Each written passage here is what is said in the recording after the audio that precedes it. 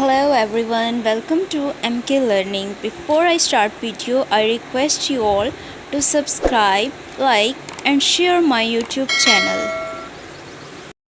I request you all कि जितने भी एजुकेशनल चैनल्स होते हैं उन्हें ज़रूर प्रमोट किया करें क्योंकि वो बहुत मेहनत से एजुकेशनल वीडियोस लेके आते हैं.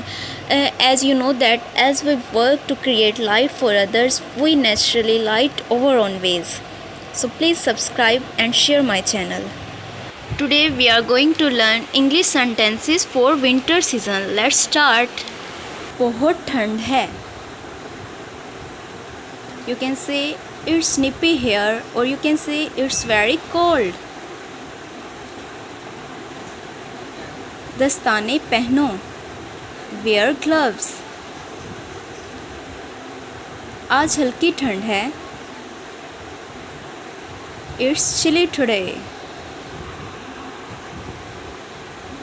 चलो आग सेकते हैं. Let's bask fire.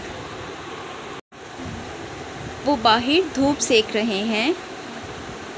They are basking in the sun outside.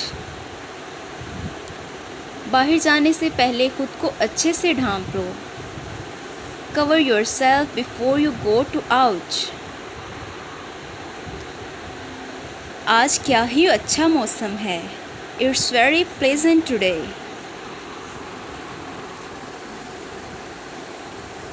मुझे सर्दी लग रही है. I am feeling cold.